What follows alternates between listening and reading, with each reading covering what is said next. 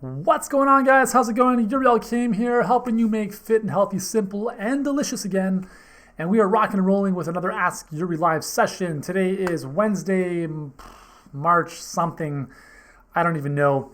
And it's time to rock and roll with your questions. So we're starting early today because I had a bit of time. So you know what? I figured let's get the ball rolling a little bit earlier today so that we're not rushing as we close things up around 12:50 p.m. because I got to jump off and do another live hangout at 1 o'clock. So here we are. So first and foremost, welcome. Let me know in the comments below where you are at this point in time. Maybe you're having breakfast, lunch, dinner, wherever you are in the world. Let me know, say what's up. And I've actually learned after doing this about 20 times that I'm finally just going to use my iPhone to check out your questions, because that way I can see the entire thread without any issues. So I'm going to pull up my page here, and this way I can see the entire thread without it having to get chopped off on my desktop like it normally does. So welcome everyone who is joining me. Welcome. Let me know in the comments where you are at, and we're going to jump right into this in just a moment. All right, so I'm just going to sift through some of our questions. So we've got a question here. So again, this is how this works. If you have a question, this is your opportunity to ask me. So you can post your question in the comments area. To get things started off, I'm going to answer a question from Julie, and then I've got something cool to share with you guys. So Julie is asking about raw potato starch. So I've talked about raw potato starch as being something very, very powerful for not just diabetics, type 2 diabetics, but also for pretty much anybody looking to improve their health, which is probably you, because you're here. So here's the question. Dear Yuri, I'm about to start on the raw potato starch powder. Having type 2 diabetes, I'm a little concerned about the starch, although it is the reason I purchased your books. Am I safe to take it? My BLC, blood level count, I don't know. I'm not too sure what she's referring to there, so I'll just cut it off there. So anyways, raw potato starch, is it safe to use if you're type 2 diabetic? The answer is absolutely yes. Here's the reason. So raw potato starch is a form of resistant starch. It's think about it this way. When you guys resistant starch is a type of starch that is not digested and absorbed into your body. So if you have a plate of pasta, that pasta is broken down and your body uptakes all that glucose, which is the fundamental building block of carbohydrates, and absorbs that into your blood. That glucose is then shuttled around your body and stored in your muscle, liver, and fat cells. That's what typically happens with carbohydrates. And if they're refined, like white pasta, white bread, chocolate, candy, they're going to spike your blood sugar a little bit, and that leads insulin to do its job and store everything. So resistant starch is different. Resistant starch does not get, I'm not going to say broken down, but it doesn't get absorbed into your bloodstream. It might, to maybe a tiny degree, but it doesn't do anything in the same way, shape, or form that normal carbohydrates or sugar does, which is really good. So some forms of resistant starch, and I'll tell you exactly what happens with resistant starch in a second, but the most common forms of resistant starch are cooked, then cooled potatoes and white rice. Okay, white potatoes. So cook them, cool them, make a potato salad if you want. Actually, I've got some really cool recipes in this cookbook, which I'll tell you about in just a moment, to help you enjoy that. So cooked, then cooled. The cooking and then the cooling at the molecular level does something to the starch where it makes it resistant. So if you're having boiled potatoes, excuse me, as a type 2 diabetic, not the best idea. However, if you boil those potatoes, put them in the fridge for a few hours to cool down, it's a completely different food as it pertains to what it does inside your body, which is pretty cool, right? Rice pudding, another great example. Cook the rice, put it in the fridge, throw in some beautiful whipped coconut milk, throw in some berries, and now you have an amazing diabetic-friendly dessert, which has little to no real starch. The majority of the starch in the white rice, again, white rice is a bad food, isn't it? The cooking and cooling of it makes it very beneficial for type 2 diabetics and pretty much anyone else, because now there's a higher degree of resistant starch, which means that it's not going to impact your body in the same way as if you just had a bowl of hot white rice. Okay? Another example would be green bananas. So the banana itself, if it's unripened, is actually going to have a higher amount of resistant starch. That's going to be very good for you. So those are a couple options in terms of eating resistant starch. But for most people, the easiest way to get it is by using raw potato starch or unmodified raw potato starch. Bob's Red Mill is pretty much the brand that I recommend, and that's kind of the only one that I know of. So you can get that at your health food store, most grocery stores, and the simplest way to take it is just add a tablespoon into a glass of water and stir it up. If you want, you can throw it into a smoothie. It doesn't taste like anything, okay? So it has an inert taste. It tastes like nothing, and it's just so easy to use that more people should be adopting this into their diet, I really believe. So why would you want to do this? Okay, so we talked about the fact that it's not broken down, it kind of is, but not absorbed into the body. What resistant starch does is it is food for your good bacteria. So the good bacteria in your gut are going to break down resistant starch, and what they give off as a byproduct is something called butyric acid. And butyric acid is absorbed into the bloodstream and has many beneficial effects on your health. Most notably, it decreases inflammation inside your body. That's very, very important because we know inflammation is kind of the foundation of pretty much all disease, including type 2 diabetes. That's the first thing. Some studies have also shown that it also improves the way insulin works inside the body. So it makes your cells more receptive to insulin, which is very important because type 2 diabetes is a disease called insulin resistance, where your cells no longer respond to insulin. So butyric acid from the resistant starch helps your cells actually respond to insulin once again, so you don't need as much insulin to do the same job, and that's very important because too much insulin over time, highly inflammatory, highly fat storing, and highly problematic. So, Julie, I hope that answers your question. Yes, raw potato starch is good. Enjoy it. Don't worry about the potatoes. Okay, so let's see where we are at. Apparently got to refresh my feed on my phone as well here. Okay, so welcome everyone. Just pulling up some good old Q&As from you guys. I'm actually listening to myself talking here, which is kind of trippy. Alexandro Zumas, what's up? How do you gain muscle without storing fat? I find it very hard. So first and foremost, you want to follow my buddy Vince Del Monte. He is the muscle gaining guy, and I'm not the muscle gaining guy. So Vince is going to show you how to, or skinny guy specifically, how to pack on muscle, and that's his thing. What I can say is that building muscle is a full-time job. It's actually easier to lose weight than it is to gain muscle. And I don't say that in a condescending way for anyone who's looking to lose weight, but the reality is that losing weight is fairly straightforward. Gaining muscle is like building from ground zero.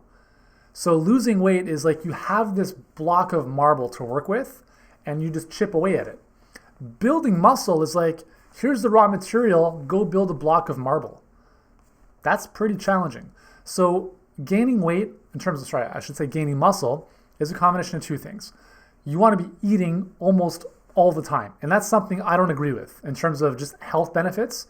Eating all the time we know is not the best thing to do. So again, you have to say to yourself, what's more important for me to bulk up and look good and attract girls? If that's your modus operandi, that's fine. I'm not judging. But you're not going to feel that great. You're going to be eating constantly. It's not a lot of fun. I've gone down that path. It's not enjoyable for most people. Second is you need to crush your muscles when you're working out. Okay, you need to be working out at such a volume that your muscles can barely pick up. If you're doing bicep curls, for instance, you'd have a tough time curling a pen at the end of your workout session. Basically, you want to create a lot of micro trauma at the muscular level, right? By doing higher volume, higher repetitions. That's going to just wear down that muscle. And then all those calories coming in are going to fuel your body to rebuild all those muscles.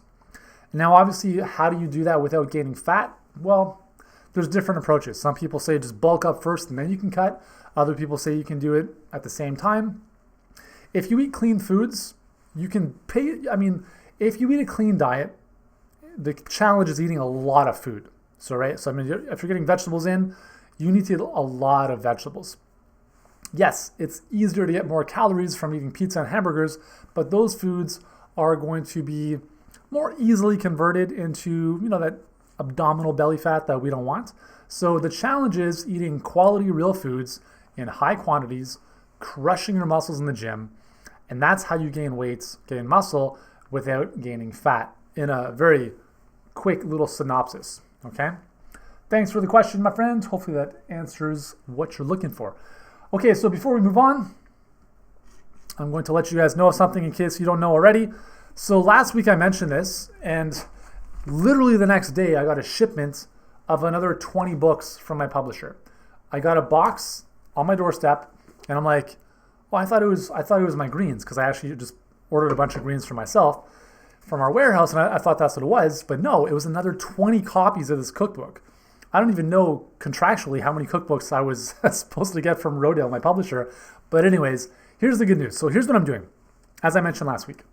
So I've got all these books, and if I could move my camera to show you exactly what's happening in my kind of storage room here, I had 30 cookbooks last week. We got that down to about low 20s, and then I got another 20. And so what I said last week is what I'm going to say here again, is I want to send you a signed copy of this cookbook. So I'm literally going to open up on that blank page there. I'm going to write your name in, write a little message for myself, and give you my good old famous autograph and ship this to your front door. This retail value, if you buy it on Amazon or in the bookstore, is $27.99. So I'll just show you this so you believe me. If you can see that. Whoa, where are we? There we go. Plus shipping, so it's going to end up being about 40 bucks or so. I'm going to ship this to your house on my dime. So here's the deal.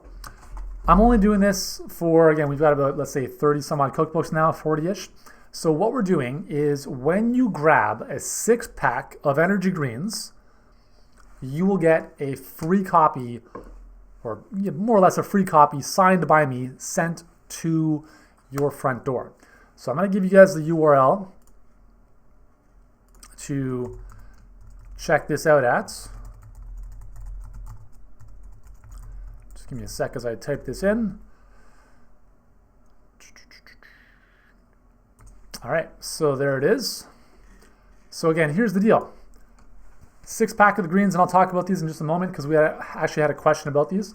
So when you get a 6-pack, you actually save 20% versus if you bought one by itself. Second, you're actually going to be getting a free bottle when you get the 6-pack. So you actually get 7 7 for the price of 6. And I'm going to be sending you a signed copy of my all-day fat burning cookbook. And just so you know, 125 gourmet-like meals that burn fat. And they take about less than 15 minutes to make. So the whole idea here is that you can actually enjoy delicious food without counting calories, without depriving yourself, and actually burn fat in the process. I'm just going to show you some of the recipes in here. So just so you know what you have to look forward to, let's get to the desserts, because that's what we all want to know about, right? Beautiful little pasta. Yeah, you can actually have pasta and lose weight. It's pretty amazing. I'm telling you, this is like restaurant quality food that helps you burn fat. I mean, I don't know about you, but if you're tired of depriving yourself and counting calories, well, you get to enjoy stuff like this. And it's all based upon my proprietary 5-day food cycling formula, in which I show you how to cycle your calories without counting them on a daily basis, so you can really enjoy food without all the worry. So again, I'm going to send that to you signed when you grab a 6-pack of the Energy Greens. Okay, I'm going to answer a question that was posed to me last week, just after our show.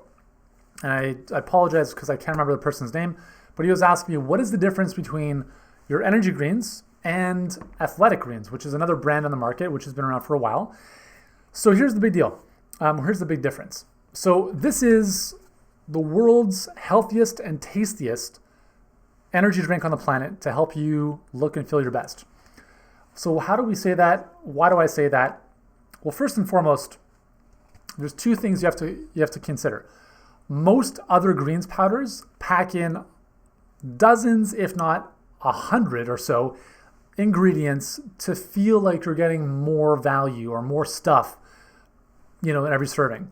But the reality is this: if you take a scoop of greens, you're still going to have the same volume of greens. It's a scoop. So if you've got 100 things in there versus 8 of the healthiest, as in our blend, you're getting such small amounts of each one of those 100 ingredients that there's very, very, again, I don't know what the impact is going to be on your health. If they say they're putting in a probiotic, or if they say they're putting in this specific thing, you might be getting 0.0001% of that ingredient, and therefore its bioactive ability to help you might be minimized. So again, I don't want to bash other companies and speak poorly of them. I just want to give you some things to consider. So second is, we say this is the best tasting greens powder on the planet. And the reason for that is because I really believe it is. And again, taste is subjective. So I formulated this in my very own kitchen about 2.5 years ago. I took a bunch of raw ingredients. We worked with our manufacturer, our supplier, who's the leading superfood provider in the world. And I said, just send me everything you got. And I spent 4 months, like literally tinkering around and figuring out what was gonna be the best combination to make this taste amazing. It took me 4 months and I figured it out. 8 ingredients, 8 raw superfoods. They're all certified USDA organic, gluten-free, right? So if you have celiac or gluten issues, you're okay to use this as well. And I tested this on my kids. So my 3 young boys, picky eaters, they're like, Dad, yeah, this is good. And at the time, they're really young. So now they're a little bit older, but they definitely enjoyed it. So that was kind of like my acid test. Then we put it out to market. People were like, oh my God, this is amazing. And we think it is. And we don't use any kind of sweeteners. We don't use stevia. We don't use anything like that. I'll show you if you can see that at all. So how do we make this taste good? Well, obviously greens powders taste like pond scum or fresh cut lawn. We use a beautiful combination of cinnamon, goji berry, and vanilla to really bring a beautiful aroma and flavor so that it just tastes velvety smooth. When you smell it, it tastes amazing. When you taste it, it's really, really nice. So it tastes amazing. Second, athletic greens, again, taste is subjective. I'm not too crazy about the way theirs tastes. Second, and maybe the most important, is that it's actually a much higher quality product. So this is not a cheap product and it's not priced as such. It's a premium quality product. And the reason for that is this. Most greens powders on the market use grass powder. What that means is that, think about it like this. When you mow your lawn, you get grass clippings. Imagine taking those grass clippings and putting it directly into water. What's going to happen? They're all going to float at the top. They're not going to really mix around well. And that's because all of the fiber is still intact. So the problem there is that, okay, yeah, fiber is important, but in the sense of a green powder, you actually want to get the nutrients, not the fiber. So the fiber is locking away all the nutrients. And that's one of the reasons why juicing is so beneficial, because juicing strips away the fiber, gives you that direct IV, literally infusion of nutrients that are often locked up in the cell wall of the fiber of the plant. So grass powders don't basically get into the essence of the plant, or the grass in this case. What we use is a premium processing called grass juice powder. So what happens here is we cut the grass, we juice it to extract the essence, get away the fiber, and then we freeze dry it so everything is raw. Nothing is heated, nothing is tampered with. You're getting the raw essence of these nutrients, which are cut and harvested at the peak of their nutrient density. And then we package them into this bad boy. We don't keep this stuff on the shelves for the entire year. We produce them in small batches, we sell out, and then we go back and reorder another one that takes 2 months to get back on the shelves. And that's because we want to deliver the freshest, healthiest, and best tasting product to your door every single time. So that's why I believe ours is better. You're getting 8 raw superfoods, USDA certified organic, gluten-free. You're actually getting the bang for the buck, if you will. You're getting everything that's on the label, which is only 8 ingredients, not 100. And yeah, I think, anyways, that's enough about that. So that's the difference. Again, if you want to grab these, the link is in the comments. Grab a pack of 6. You'll also get a free one, and I'll send you a signed copy of the book. So that's that question. So I think it was Alex who was asking that question the other week. So hopefully that helps you out. All right, let's get back to your questions here. Okay, so any advice on decreasing, Louise is asking, any advice on decreasing evening cravings and increasing satiety after every meal? Yeah, so evening cravings have a direct correlation with what you have or don't have first thing in the morning. So managing blood sugar is very important.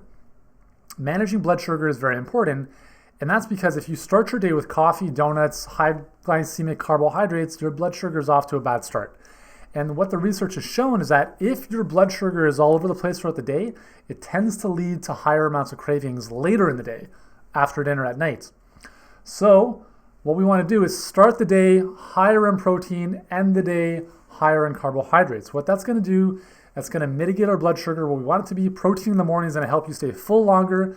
It's going to keep your metabolism elevated, and it has a trickle effect later in the day where you tend to crave carbs less. Now, I said eat carbs later in the day, and the reason for that is because carbohydrates later in the day are going to blunt your cortisol response, which is important because when you go to bed at night, cortisol should be low. And that's what carbohydrates will help create. Carbohydrates are going to raise your blood sugar a little bit.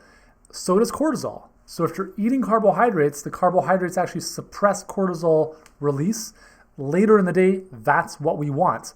And that's going to help your circadian rhythm, your natural hormonal rhythm throughout the day. And all of this over time is going to help reduce cravings, especially at night.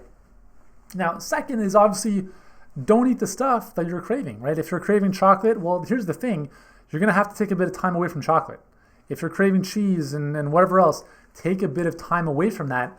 And honestly, one of the best things that I do on a daily basis, I start my day with energy greens, and then I have them again mid-afternoon. And what they do is they infuse my body with this beautiful green alkaline elixir. And one of the most powerful ways to get over cravings is to purify your blood. And in order to purify your blood, you have to infuse your body with chlorophyll. Chlorophyll is the pigment that makes plants green. And there's been a lot of really cool research on its power to rebuilding and purifying your blood so that you operate, at the top of your game. So getting more greens in, green smoothie, green juices, greens powder, whatever it is, on a daily basis is going to help to reset your blood. It's also going to help reset your palate so that if you're always eating sugar, guess what? If you eat less sugar and more greens, you're going to crave sugar less and enjoy the taste of real foods once again. So that's what I would recommend there for you. And Tina, yes, kids can take the greens. There are no contraindicated anything in here. So let me read you the ingredients. Organic goji berry powder, organic maca powder, which is an amazing hormone regulator. It actually fortifies your body against stress, helps to repair the adrenals. It's amazing. Organic barley juice powder, organic alfalfa juice powder, organic chlorella powder, organic spirulina powder, organic cinnamon, organic vanilla. So there's nothing contraindicated. There's no side effects other than feeling better. So the kids can totally take this. Our kids take this whenever we can get it into them in their smoothies for the most part. Okay, so let's see where we are at with the questions. Just going to refresh my feed here. Grab some water.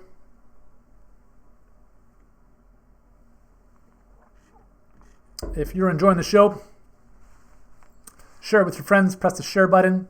Let your peeps know.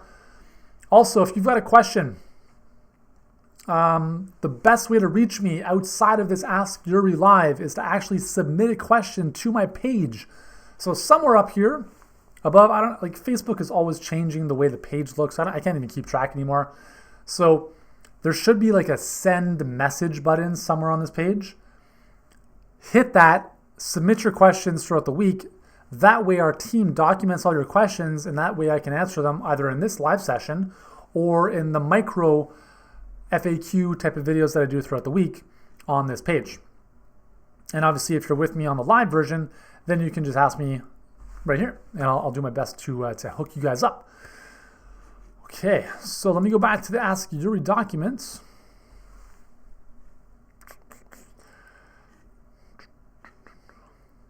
Okay, so here's a really cool question. So this is from Michael Brinkman. Hello, being that Yuri was a professional athlete and he trains professional athletes, well, I used to.